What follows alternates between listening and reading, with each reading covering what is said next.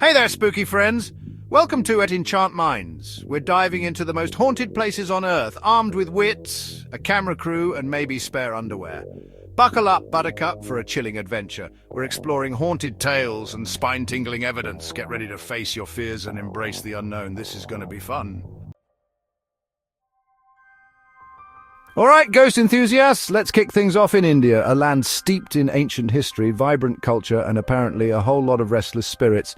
And today we're setting our sights on Bhangarh Fort, a place so allegedly haunted that the Archaeological Survey of India has slapped a big fat "no trespassing after dark" sign on it. Now, this place has seen some things. We're talking centuries of history, power struggles, you name it. Legend has it that a heartbroken sorcerer, scorned by a beautiful princess, cursed the entire fort to a grim fate. And wouldn't you know it, the fort was promptly attacked and destroyed, leaving behind a whole lot of rubble and, according to locals, a whole lot of lingering spirits. Visitors to Bhangarh Fort have reported some pretty freaky stuff.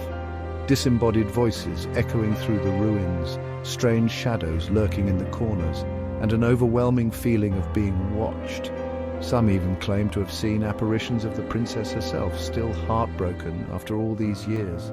You know, the usual ghostly shenanigans, but hey, maybe it's just the wind whistling through the broken windows, right? Or maybe, just maybe, there's something more to these stories. What do you guys think? Let me know in the comments, because I'm honestly not sure what to believe.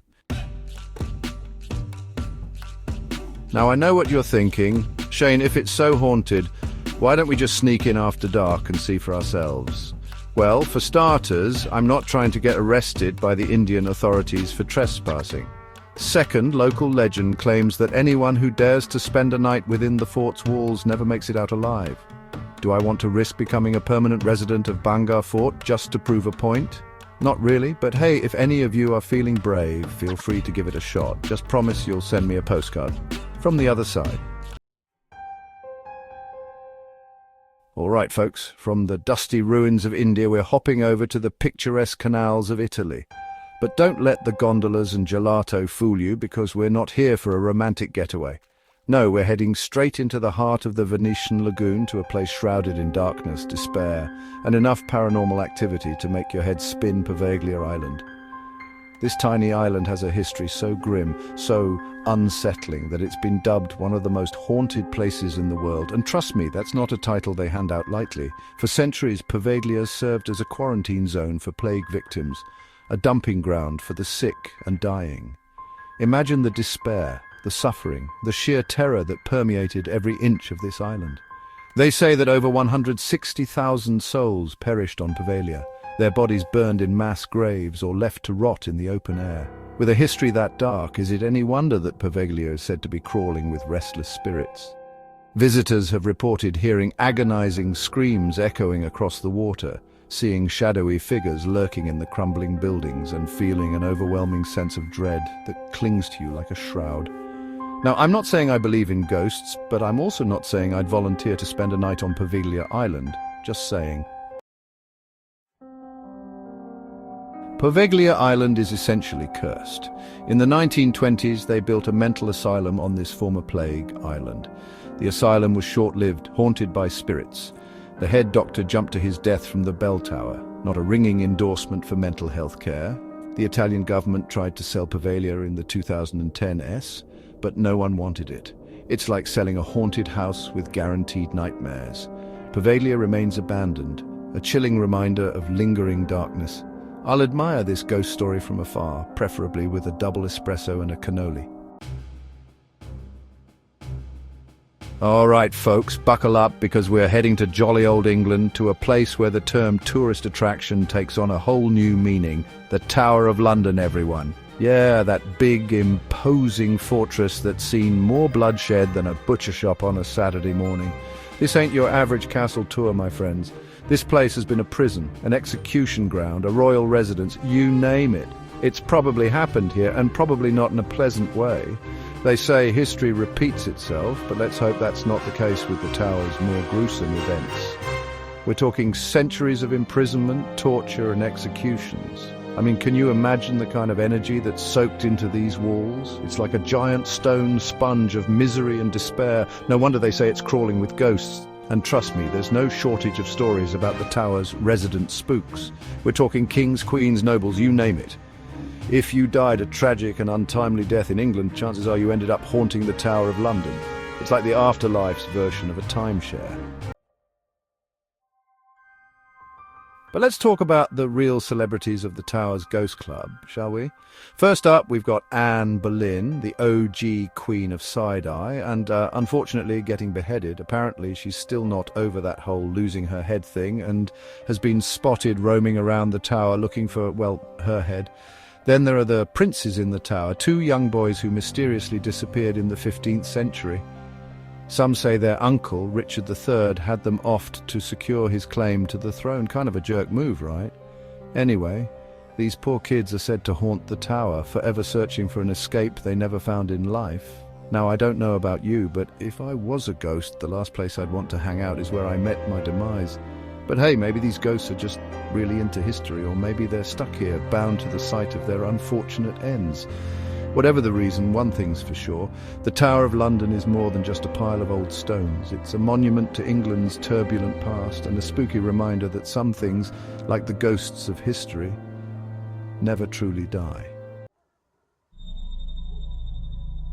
Okay folks, from the historical chills of England, we're taking a trip across the globe to Japan, to a place that's as beautiful as it is unsettling. Get ready for Aokigahara, also known as the Suicide Forest. Now, before you say anything, I know what you're thinking. Shane, why are we talking about such a somber place? And it's a fair question, but Aokigahara is more than just its tragic reputation. It's a place steeped in myth, mystery, and an undeniable sense of otherworldly energy. Located at the base of Mount Fuji, this forest is like something out of a fairy tale, but not the kind you read to kids. We're talking thick, disorienting woods, twisted trees, and an almost unnatural silence that seems to swallow sound. It's both mesmerizing and unnerving, like stepping into a different dimension. Legend has it that Aokigahara is a place where spirits gather, and some even believe it's a gateway to the underworld.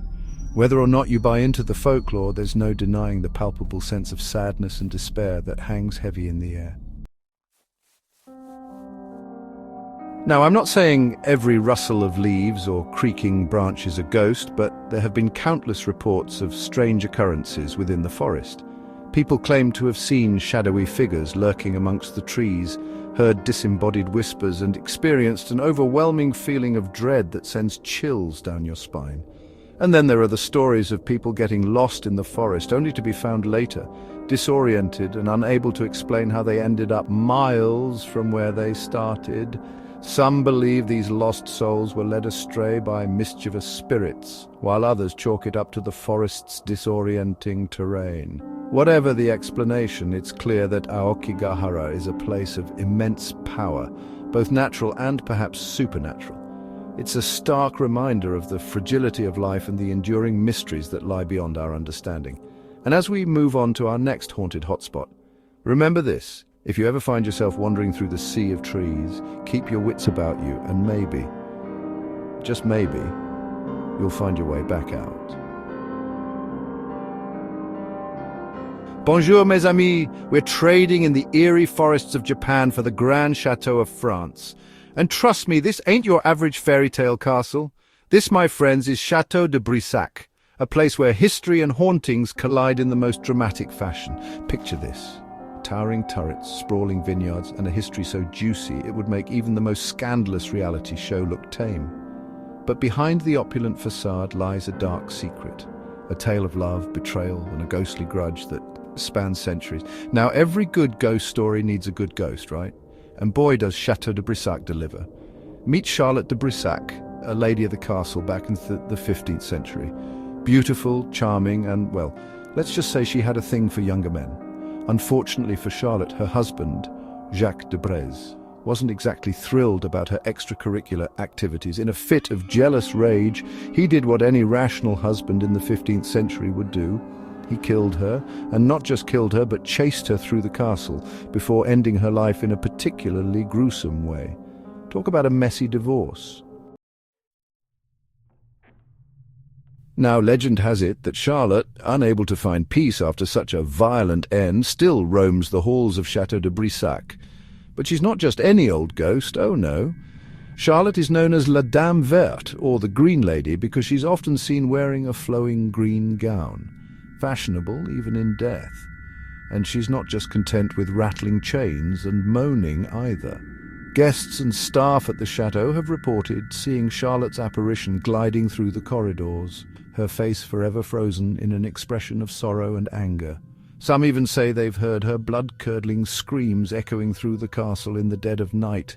I don't know about you, but that's enough to make me want to sleep with the lights on.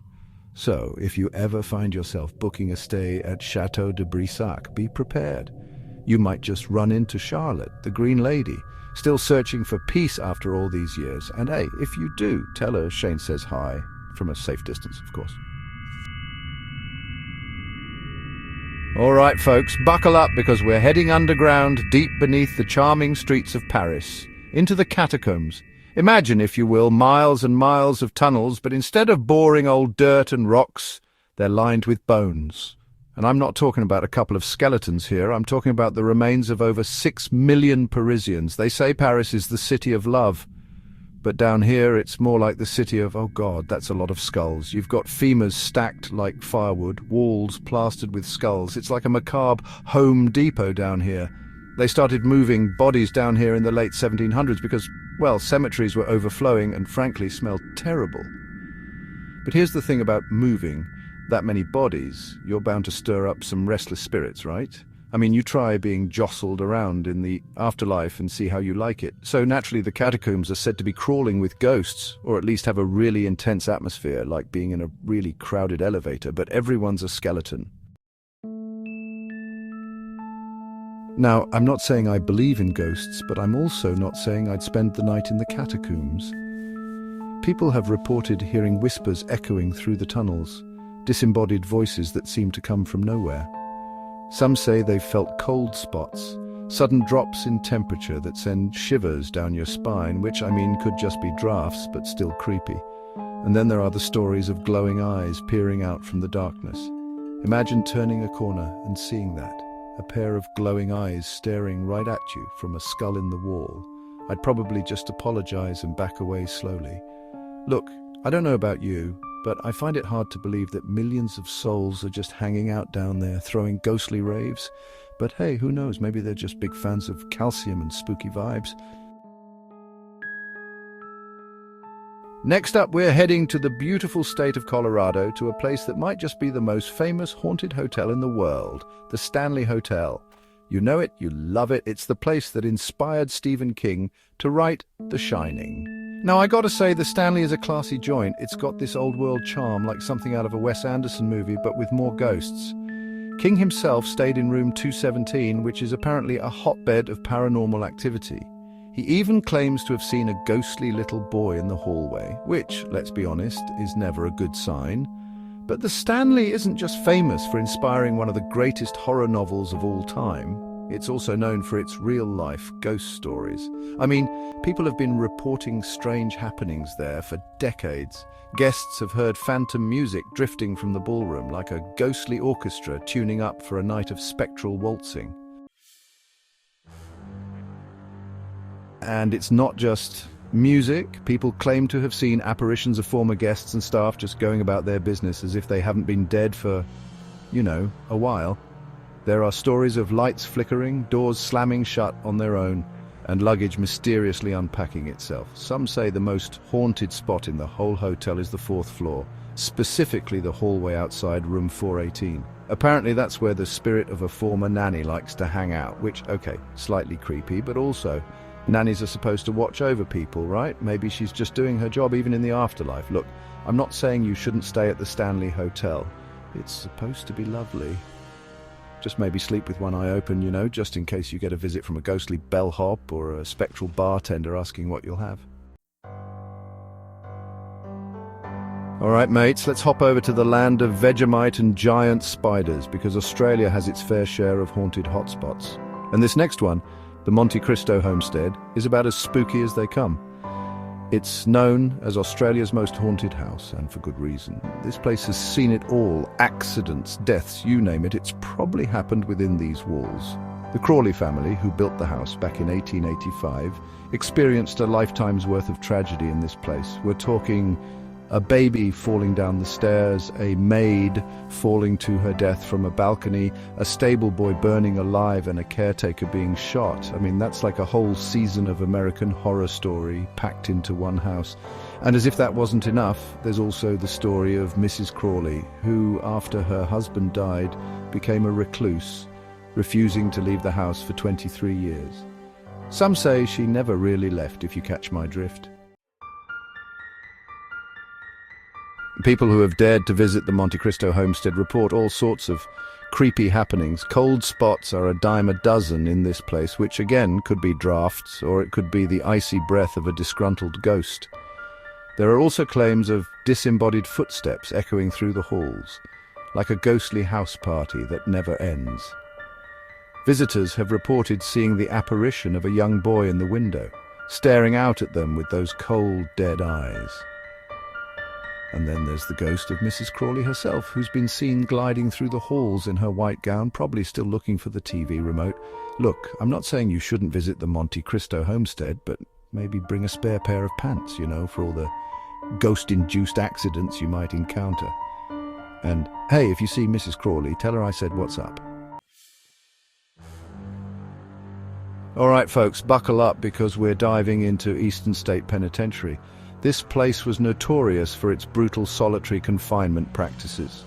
I mean, we're talking next-level isolation, the kind that makes you question your own sanity. They say the spirits of the inmates, driven mad by their confinement, still linger within these walls. Imagine the anguish, the despair, echoing through the years. It's enough to make you want to sleep with the lights on. And listen, I'm not saying I believe in ghosts, but I'm not saying I don't either. All I know is this place has a heavy vibe, like walking into a room after a really intense argument. You just know something bad went down. People who have braved the halls of Eastern State report hearing ghostly screams, the kind that chills you to the bone. I'm talking blood-curdling cries that would make even the bravest soul jump a mile. And then there are the shadowy figures lurking in the corners of your vision. Are they just tricks of the light or something more sinister? I mean, I've seen some weird stuff in my day, but shadows that move on their own, that's a whole other level of creepy. But the most unsettling thing about Eastern State, it's the overwhelming feeling of being watched, of something dark and malevolent lurking just beyond our perception. You ever get that feeling?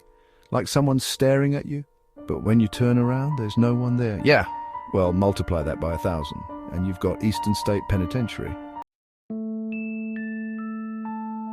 Next up, we're heading west to Bodie, California. Now, this place is a ghost town in the most literal sense. Back in the day, Bodie was a booming gold mining town full of life, saloons, and probably a lot of questionable hygiene. But the gold ran dry and the town went bust, leaving behind a collection of buildings frozen in time. It's like stepping onto the set of a Western film, except the actors are all ghosts. And trust me, they say these ghosts like to make their presence known. Visitors have reported hearing whispers echoing through the empty streets, disembodied voices from a time long gone. I mean, can you imagine walking down the street and hearing a gruff voice whisper, "Get off my claim"? But it gets weirder. Some people claim to have seen apparitions, full-bodied figures of the people who once called Bodie home. Can you imagine just strolling down the street and seeing a ghostly prospector panning for gold in the middle of the road? And then there are the stories of people seeing faces peering out of the windows of the abandoned buildings. Just imagine you're walking along, minding your own business, when you catch a glimpse of a face staring at you from a dusty window. It sends shivers down my spine just thinking about it. Bodie is a stark reminder that sometimes the past doesn't stay buried. It lingers, it whispers, and sometimes it even stares back at you. Well, there you have it, folks. 10 of the most haunted places on Earth. We've journeyed from ancient forts to abandoned prisons, from plague islands to suicide forests. We've encountered ghosts, ghouls, and everything in between. I hope you enjoyed this spine-tingling adventure because I sure as heck did. Remember to hit that like button if you're brave enough, subscribe to at Enchant Minds for more spooky content, and don't forget to share your own ghostly encounters in the comments below. Until next time, sleep tight and don't let the bedbugs bite. Or the ghosts, for that matter.